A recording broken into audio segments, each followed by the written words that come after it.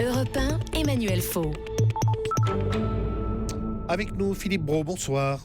Bonsoir. Vous êtes sociologue et chercheur au CEVIPOF.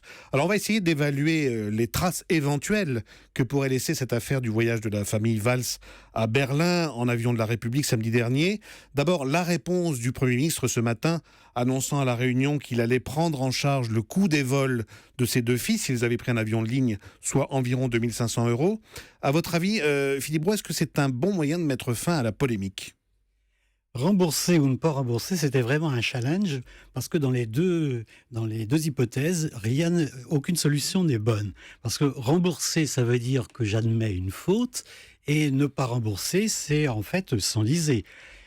Je pense qu'il a été habile en disant justement, j'ai commis des erreurs, mais je n'ai pas commis de faute. Il est toujours très habile pour un homme politique de savoir reconnaître des erreurs. Pas trop, pas en masse, sinon ça devient catastrophique, on va se dire, mais qu'est-ce qu'il fait là ? Mais reconnaître une faute, ça c'est beaucoup plus dangereux. Alors on va réentendre tout de suite justement ce qu'il a dit il y a quelques heures dans l'île de la Réunion, Manuel Valls. Il n'y a eu aucune faute. Mais moi je suis attentif à ce que disent les Français. Moi j'ai considéré que je devais ce matin clarifier les choses parce qu'il n'y a rien de pire que le doute ou la suspicion.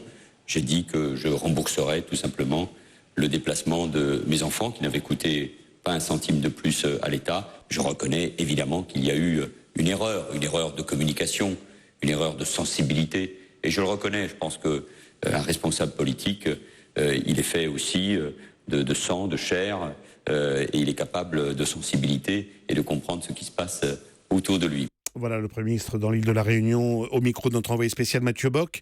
Philippe Brault, c'est un aveu surprenant de la part d'un homme qui était considéré jusque-là comme un peu un champion de la communication moderne, Manuel Valls, d'entendre dire erreur de communication, erreur de sensibilité. Aujourd'hui, les personnalités politiques sont tellement surexposées que c'est bien le diable si elles ne commettent pas des erreurs, si elles ne tombent pas dans des choses trappes une fois ou l'autre.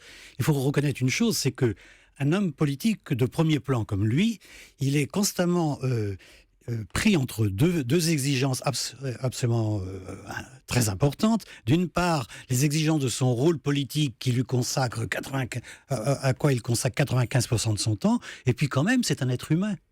Et d'ailleurs, il fait habilement allusion à cet aspect. Je suis aussi un être humain. Voilà. Oui, et aussi, il parle de mes enfants. Il ne dit pas, j'ai voulu leur faire un cadeau et vous savez, je suis un bon père, mais c'est le sous-texte. Et ça, c'est très habile. Je pense que les Français peuvent comprendre ça. Alors, puisqu'on parle de communication, nous sommes aussi interpellés, nous-mêmes, les journalistes et les médias. À votre avis, est-ce qu'on en a trop fait de manière disproportionnée, ou est-ce que la presse a voulu être simplement en phase avec une opinion qui, aujourd'hui, on le sait, ne laisse plus rien passer pratiquement de la part de ses dirigeants ? D'après moi, c'est un épisode surjoué. Il était fatal que l'opposition politique s'empare de cette histoire. C'était fatal, même si les indignés peuvent parfois faire sourire quant à leur identité respective. Mais je pense que il était fatal que les médias également s'intéressent à cette controverse parce que effectivement c'est un problème de marché.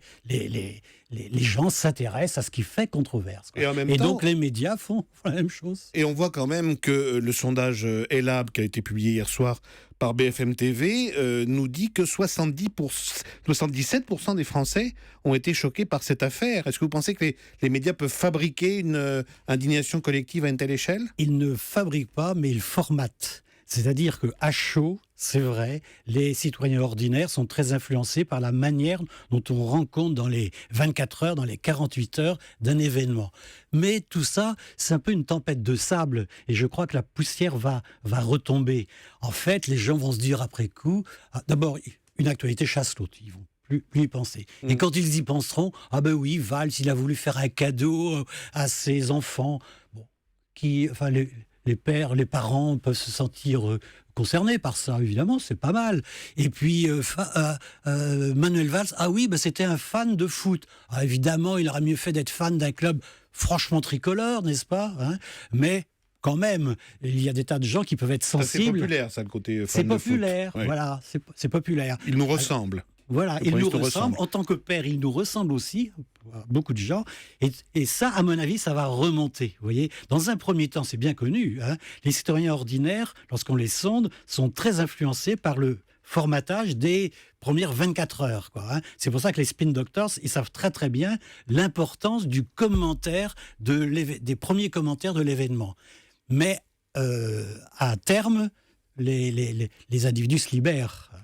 Est-ce que la méthode du remboursement façon Fillon, puisque l'ancien Premier ministre la revendique un petit peu, vous pensez que c'est la bonne méthode et qu'on va y venir de plus en plus?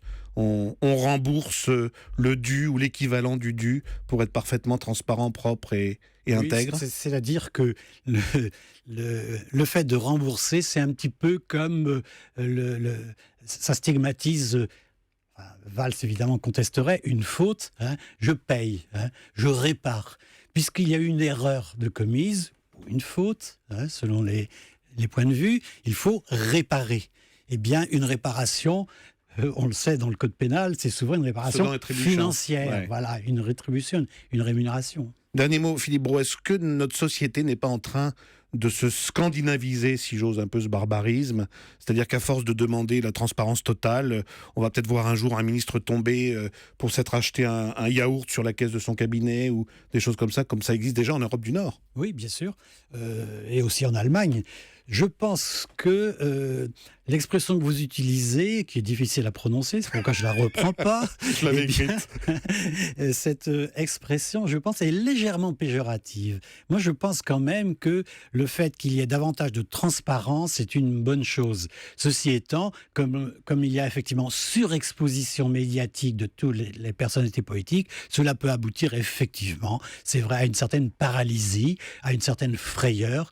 Ceci étant, c'est un coût à payer, mais quand même, la transparence, franchement, ça a du bon.